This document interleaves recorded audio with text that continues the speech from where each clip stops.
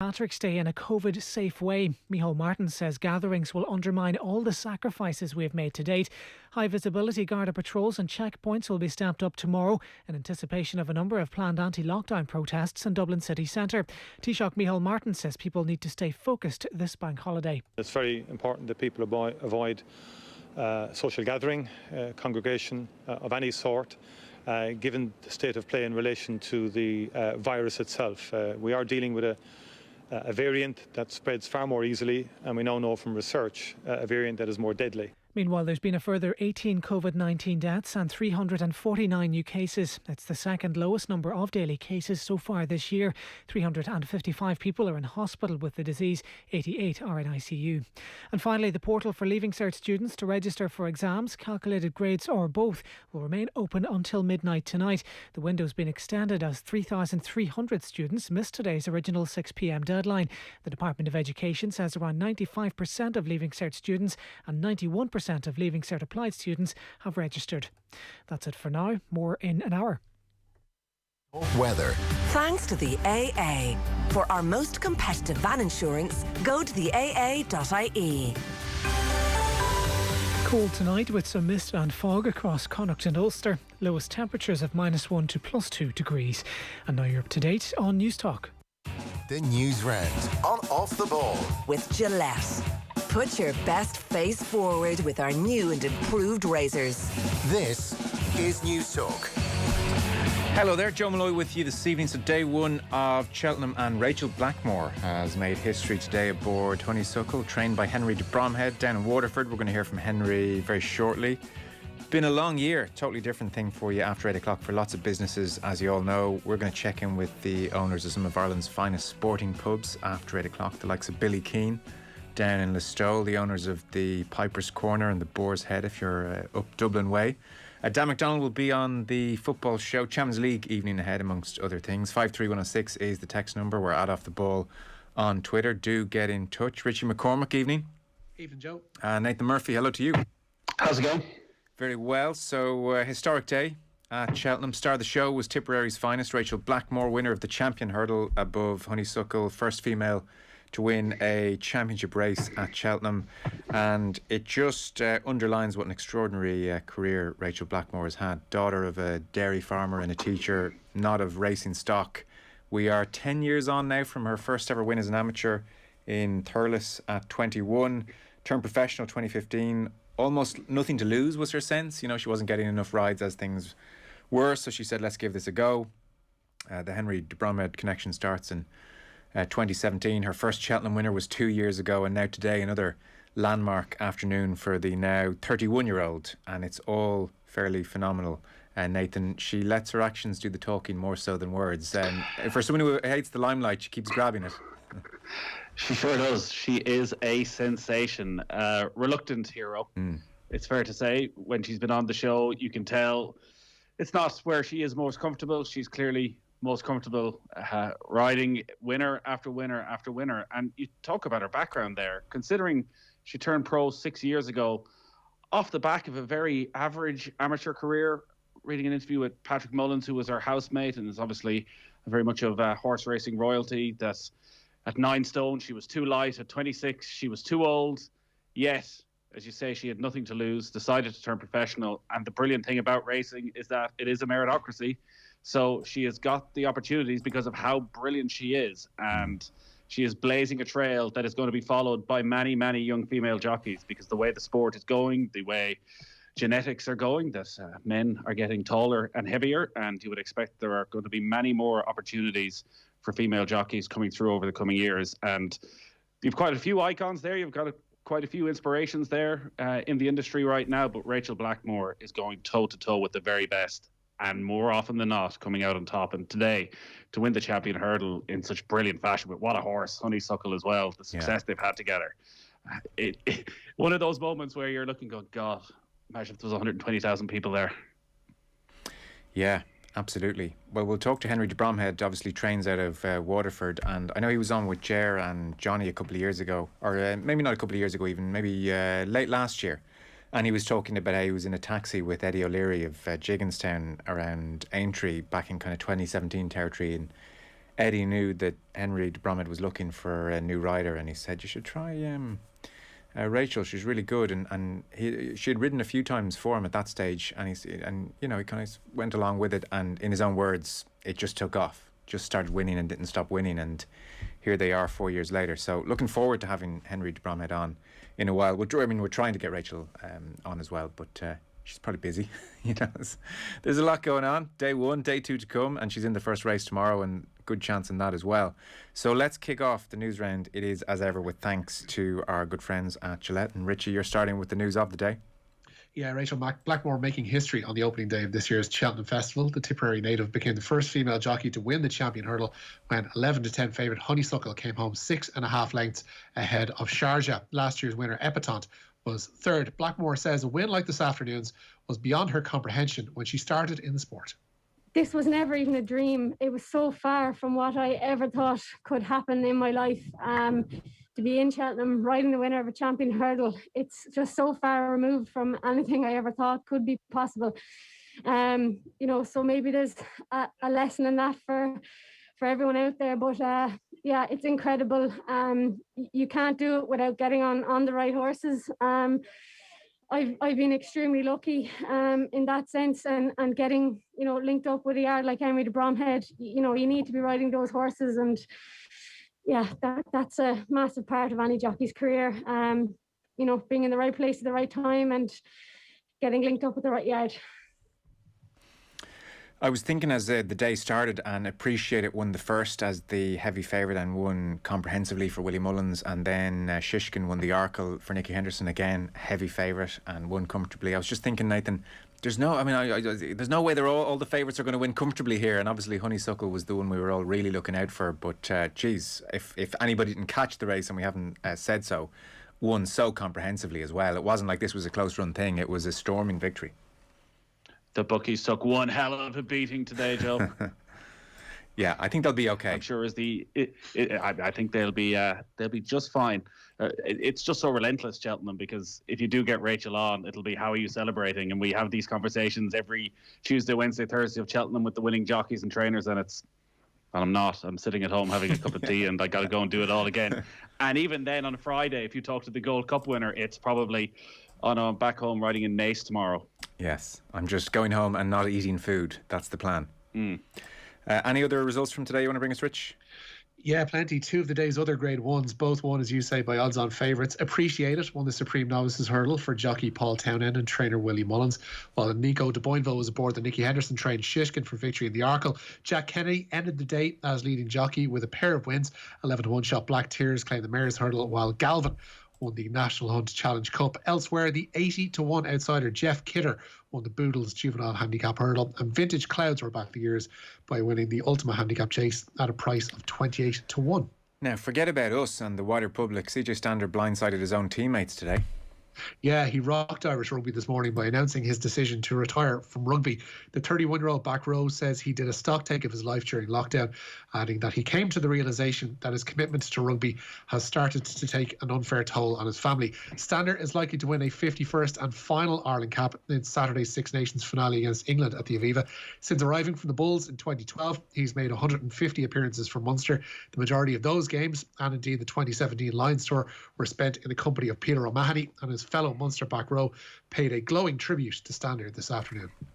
Very shocked, obviously, when he told us all last night. Obviously didn't see it coming. I don't think anyone did, but he explained his reasons, and his reasons are very, very valid ones, very noble ones in my opinion, and everyone will respect his decision.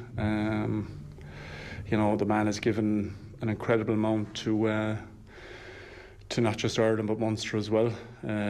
Limerick, incredible teammate, and he's got to give a bit back to his family now who have sacrificed a huge amount for him. So look, we'll hopefully make this week and the couple of months or 3 or 4 months that he's remaining left to play with us and me certainly is as special as we can. And just a second question about CJ, if you don't mind. I mean, you shared a Munster changing room in Ireland, one Alliance changing room. what's made him kind of stand out as a teammate amongst the people that you hang around?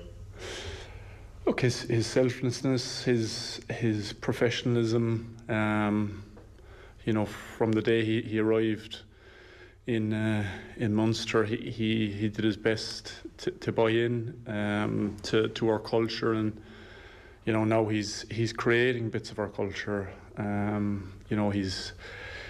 He's a person who, I'd always think, who do kids look up to? You want to be someone who the young fellas look up to, and I suppose it's a nice compliment to give someone that there's kids around, probably not just Ireland, around the British Isles and beyond who want to be like CJ. Which is a huge compliment. He's an incredible family man, which obviously he's spoken about, and how important that is to him. So, an incredible friend, and obviously an incredible teammate, but more importantly, an incredible friend. And I can't say much more. It's amazing. The tone of surprise was across the board. Johnny Sexton was speaking as well today, and he was saying that he was called into a meeting with Andy Farrell yesterday, and this was about the last news he could have predicted. Totally blindsided him. So, massive shock for all the players. Stander's only 31. He is turning down, Nathan, big money over the next 2-3 years. I mean, still would be very much in demand, either centrally contracted here in Ireland, or if he wanted to go and play in France for a couple of years, he could do very well for himself. And he cited family reasons. I was reading his partner and child are back in South Africa, or certainly were for the lockdown. I think they're back there currently. So that's a big part of the decision making, I'm sure. And off he goes. Be a huge loss for Munster in particular. I mean, Caelan Doris, hopefully in a green shirt, steps forward very soon. But for Munster, a massive part of what they're about the last couple of years, to say the least. I think everyone was shell-shocked to see that this morning, because they're playing last Sunday, and you're planning on CJ Stander being a mainstay of that Irish back row for the next 3-4 years, certainly probably being a starter come the next World Cup. It's hard to be critical when you read the statement and how difficult it's been for him over the last year, with his family spending a good chunk of their time in South Africa, and you just have to listen to the warmth of the tributes.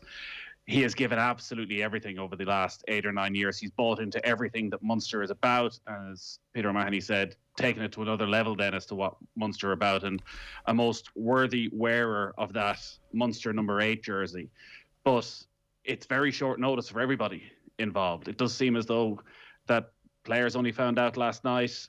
When did Munster and Ireland find out about this? Because straight away you wonder, does he play this weekend? I know he said he's available if there's a summer tour as well, but he's not now going to be around, I guess, because the Six Nations, the money angle of it is so important that they will have to go with their best team against England, and he's going to be a part of that. But for Munster suddenly having to find a figure like CJ Stander at short notice, it's probably an impossible task. Blackmore credited the sport, quiet assassin and tough as old boots in the best possible way, says Graham. Lots of messages coming in on Rachel Blackmore today. Richie, unusual story, I think. Leo Cullen declining a 2-year contract. Yeah, he signed a new 1-year deal to stay on as head coach with the province. As you say, he was offered a 2-year deal but requested a 1-year rolling contract. By contrast, Stuart Lancaster, the senior coach, backs coach Felipe Contepomi and scrum coach Robin McBride all signed new 2-year deals today. But Cullen saying his commitment to the cause and to the province remains undimmed. Yeah, good to see Lancaster signed a 2-year deal. That's kind of crept in there. There's obviously some speculation that Premiership clubs and elsewhere were sniffing around and probably interested in his services. What's your read on Cullen taking 1-year deal as opposed to 2, when everyone in this precarious world grabs the extra year if they can, Nathan? I would have loved if at the press conference, when he was asked about 1 year, he just lifted one eyebrow and said, "Have you seen Ireland play lately?" It seems to be for personal reasons, he's saying, as to whether he has something else planned, whether there's other coaching offers in other parts of the world, and maybe his children at a certain age where he's decided, if I want to travel at some stage, this will be the opportunity. But you're dead right. In the current situation within Irish rugby, within world rugby, to be offered the chance to sign a 2-year contract, to have that sort of security, is very difficult to turn down, but obviously shows the confidence that Leo Cullen has in himself. Champions League this evening, Rich. Yeah, Man City looking to secure a place in the quarter-finals tonight. They play the home leg of their last 16 tie with Borussia Mönchengladbach in the neutral city of Budapest. City hold a 2-0 first leg lead and kick-off is at 8 o'clock. And it could be a nervy night for Real Madrid tonight.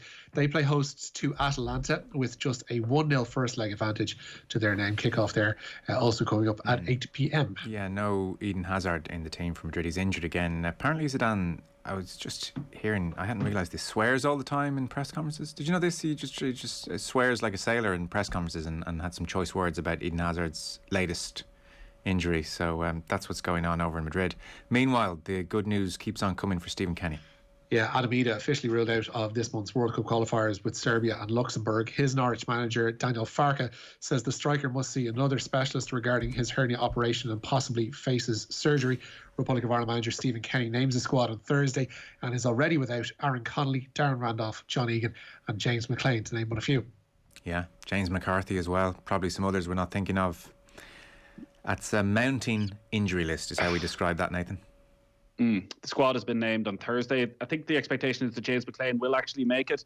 He was on Instagram last week, put a picture up of Ireland training and said, "See you soon, boys."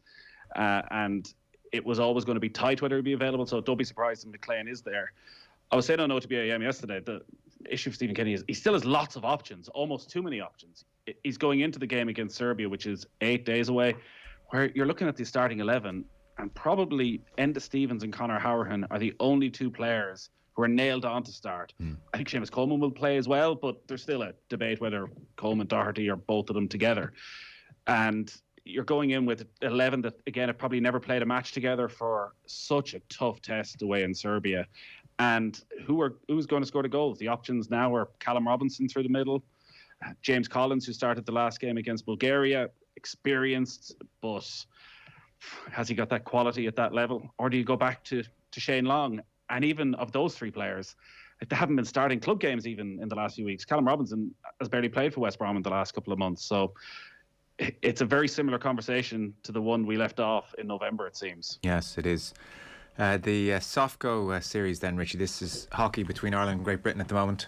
Yeah, ending the week with great credit for the Ireland women's team. They ended that series in a tie with the Olympic gold medalists. The sides drew one apiece in their third and final meeting this afternoon in Belfast. Both of those goals coming in the final quarter, and Roisin Upton was the Irish scorer this afternoon. So a win apiece and a draw for those two sides. Confirmed today that this season's Pro 14 final will be played at the RDS. Leinster will face Munster at the Ballsbridge venue on March 27th with a 5 p.m. kickoff. It's going to be a busy time for both provinces. Leinster will be back at the RDS the following Friday to take on Toulon in the last 16 of the Heineken Champions Cup. Munster's game with Toulouse will be the following evening at Thomond Park. Welford Road, meanwhile, hosts Connacht's Challenge Cup last 16 tie with Leicester on Saturday, April 3rd. That's going to have an 8 p.m. start the following evening. Ulster will take on Harlequins, that game at the Twickenham Stoop. Yeah, we'll have to see how strong the two teams are on the 27th in that Pro 14 final with Sunday just gone at Murrayfield, followed by England. And then you have the Pro 14 final quickly followed by knockout stages Heineken Champions Cup. So something has to give if you're the likes of, I guess, Johnny Sexton, Nathan and any other number of frontliners. They're not going to play 4 weeks on the bounce into a Heineken Champions Cup knockout stage match. No, and it's not even just the last 16. You win that match, you're playing again the very next week in the Champions Cup in the quarter-final. And Leinster, as we know, are an incredibly tough side of the draw. Munster have got to lose first time out. So it's a real shame, once again, for the Pro 16 that is a constant battering ram of accusations around the mediocrity that we see in it sometimes. So you would feel a Leinster-Munster final could have sort of saved the day. But again, maybe it's the right thing. Maybe the players who have gone through the entire season while all the internationals have been away, who've been there on those tough Friday nights when there's nobody watching, that actually they deserve that reward of getting their day out. Yeah, no, they do. But the viewing public would like a belter. Well, Joey Carberry will play. Joey will play. Yeah, it's true. Very good again by all accounts at the weekend. So he started as well, if you missed that, with all the international stuff, away from the limelight. He was involved in everything as well. Yeah. That Munster did on the good side of the ball. So he's coming back in form. It's nice to see that there's, granted we have to have a pinch of salt with this and kind of take into account the stage we're at in the season and the opposition they're playing against, but there doesn't seem to be much in the way of ring rust on Carberry, which is great. No, it's true. Even that he's just moving freely, that's all you want at this stage. So So wood touched and everything crossed and all that. It continues in that vein. So, well, good news on Rui Patricio last night, because that didn't look good for a while. Yeah, it was really, really worrying last night. Wolves goalkeeper Rui Patricio didn't require hospital treatment after suffering a head injury during last night's Premier League defeat to Liverpool. The Portuguese player received extensive attention from medics before being gingerly carried off after colliding with the knee of his teammate Conor Cody. Patricio is recovering at home, but is still being closely monitored. More rugby? Yeah, World Rugby announcing a new international women's competition today called the WXV tournament. 16 teams will be involved, with games being spread across 3 tiers. The competition, which will begin in 2023, is being called a landmark moment by World Rugby chairman Bill Beaumont. That's international sides, I presume, Rich, is it? Yeah. Yeah, okay. Yep. Now, very interesting news. We have the Belgian League, we have the Dutch League, and now we have... the Benelux. Yeah. Belgian clubs have unanimously agreed to pursue a combined league with Dutch clubs. The proposed Benelux will be home to 18 top clubs from the Jupiler Pro League in Belgium and Holland's Eredivisie. The current television deals in both countries run out in 2025, and backers hope the venture can generate in excess of €450 million in rights fees. Anderlecht head coach Vincent Kompany and Feyenoord forwards coach Robin van Persie have been among the most vocal backers of the proposal. Pretty interesting, Nathan, isn't it? Almost like a Pro 14-esque solution to this European Super League, which is obviously, threatening away in the background. Well, this has been talked about for years, often with Scottish sides thrown into the mix as well. They've obviously missed the boat with this one.